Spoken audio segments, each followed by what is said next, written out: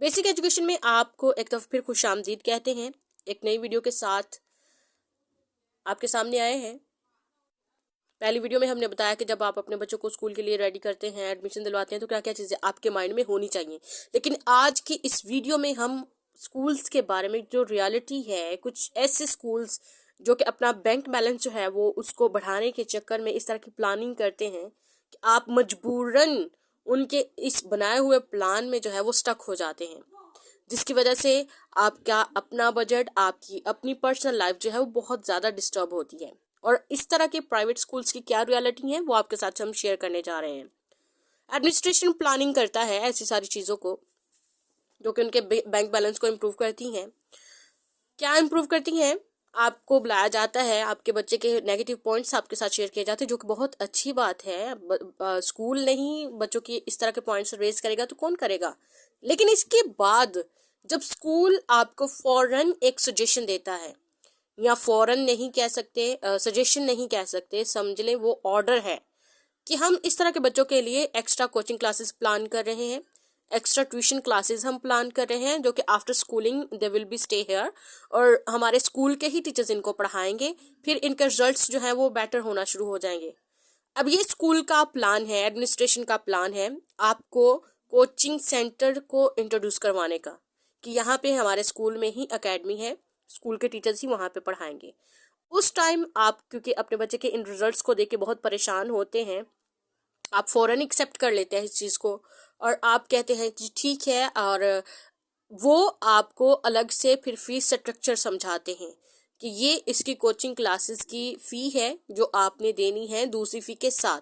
ये ऑर्डर है एक, ये आपकी बताया जाता है कि आपने हर सूरत, क्योंकि आपके बच्चे के रिजल्ट्स अच्छे नहीं हैं, और इससे ना सिर्फ बच्चे के रिजल्ट्स पे असर पड़ रहा है, बल्कि हमारे अपने स्कूल रेपुटेशन पर भी असर पड़ेगा कि ऐसा बच्चा, हम कभी भी हमारा तो रिजल्ट ऐसा हुआ ही नहीं है, लेकिन हम चाहते हैं कि अगर ये हमारी अब रिस्पॉन्सिबिलिटी हो गई है तो ये बच्चा जो है वो अच्छे तरीके से पढ़े, यहाँ पे उसकी स्टडी अच्छी हो। तो इसके लिए ज़रूरी हमने यहाँ पर कोचिंग क्लासेस का या फिर ट्यूशन टाइम का जो है वो अरेंज किया है। और आप जो हैं वो इस बात के लिए बहुत सेटिस्फाई हो जाते हैं कि ठीक है बच्चा स्कूल में ही ट्यूशन पढ़ेगा, तो ये तो बड़ी बड़ी अच्छी बात है। और मैंने देखा कुछ पेरेंट्स जो है इस बात से बड़ा खुश होते हैं कि ठीक है जी, हमारा बच्चा सुबह 8 बजे से लेकर शाम 5 बजे तक वहीं पे रहता है, और स्कूल वाले जो हैं वो जो फीस लेते हैं उसको वो सारा हमें रिजल्ट्स भी मिल रहा है इस चीज़ का। तो बच्चे आपके आप पर बोझ नहीं होने चाहिए। अगर आप उनको इतनी टाइम तक अपने से दूर रख रहे हैं तो इसका मतलब ये है कि आप अपने बच्चों के साथ कंफर्ट नहीं है, आप उनको अपनी जिम्मेदारी किसी और पर जो है वो लाद रहे हैं। तो फिर ये आपके बच्चों के हक में बिल्कुल भी ठीक नहीं है।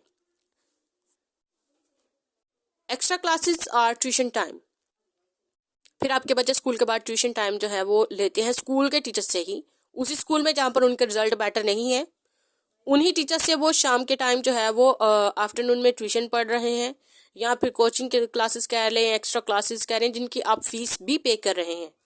तो क्या यहाँ पर आप थोड़ा सा जो है वो कॉन्शियस हो, थोड़ा सा सोचें, थिंक अबाउट इट, कि वही स्कूल जो बच्चे की स्कूल टाइम में तरबियत नहीं कर पा रहा, उसके रिजल्ट बेटर नहीं आ रहे हैं, तो क्या वही टीचर्स, वही स्कूल, वही एडमिनिस्ट्रेशन एंड वही एटमॉस्फेयर जो है वो अब एकेडमी की फ़ीस लेने के बाद, एक्स्ट्रा क्लासेस की फ़ीस लेने के बाद, क्या वो रिस्पॉन्सिबिलिटी पूरी करेगा? इस तरह चुप करके पैसे देने से बेहतर है कि आप थोड़ा सोचें और स्कूल को इस बात की इजाज़त ना दें कि वो आपको कंट्रोल करे, आपके थॉट्स को कंट्रोल करे, आपके बच्चों को कंट्रोल करे, आपको कंट्रोल करे, क्योंकि वो लोग अपनी बैंक बैलेंस को बढ़ाने के लिए कुछ भी प्लान करेंगे। और जब वो इस बात में सक्सेसफुल हो जाते हैं तो देखिए कि किस तरह आपके पैसे जो हैं, जो आप बड़ी मेहनत से कमा रहे हैं, जो आप अपनी एक एक चीज़ को जो है वो मैनेज करने के बाद स्कूल को भारी फीस अदा करते हैं, तो ये उनके अपने बैंक बैलेंस को इम्प्रूव करने का, उसको इंक्रीज करने का तरीका है। आपको ट्यूशन फंड देना ही देना है, चाहे जो मर्जी हो। ये आप पर लागू हो जाता है कि आपने ये एकेडमी की फ़ीस देनी ही देनी है, ये आपके बच्चों के लिए अरेंज की गई है। तो इट्स आर हम्बल रिक्वेस्ट कि इस तरह के जो सजेशन स्कूल एडमिनिस्ट्रेशन की तरफ से आती है उसको रिजेक्ट करें, फौरन रिजेक्ट करें, क्योंकि ना ये आपके लिए ठीक है, ना आपके बच्चे के लिए, और ना आपके बजट के लिए ठीक है।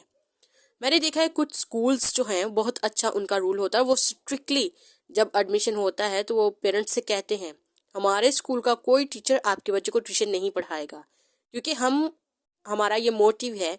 कुछ स्कूल्स का जो है वो उनके गोल्स में ही शामिल है, कह सकते हैं कि बच्चों को स्कूल टाइम में ही इतना शार्प किया जाएगा कि उनको ट्यूशन की या अकेडमी की ज़रूरत नहीं होगी।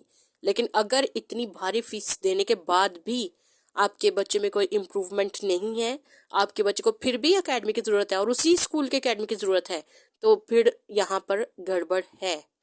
इसके बारे में सोचें और ऐसे स्कूल से अवॉइड करेंगे। स्कूल जो है ना सिर्फ आपकी पॉकेट पर, आपके बजट पर असरअंदाज होते हैं, बल्कि ये आपके बच्चे की लाइफ भी स्पॉइल कर देते हैं। And at the end 10th के बाद या फिर कोई भी ऐसा जो उसकी टर्मिनल क्लास होती है, उस स्कूल में लास्ट क्लास होती है और रिजल्ट्स कुछ और आते हैं, तो फिर वो कहते हैं कि आपके सामने तो हम सालों से इस बच्चे पे मेहनत कर रहे हैं लेकिन रिजल्ट इसके ऑपोजिट आए। तो स्कूल की सजेशन को एक्सेप्ट करने से पहले 100 बार सोचें कि क्या ये अमल जो है स्कूल का ये ठीक है, ये एक्स्ट्रा क्लासेस, ये एक्स्ट्रा एकेडमी टाइम जो है आपके बच्चे का स्कूल में ही गुजारना, क्या ये उसके लिए ठीक है? ये बिल्कुल गलत कंसेप्ट है।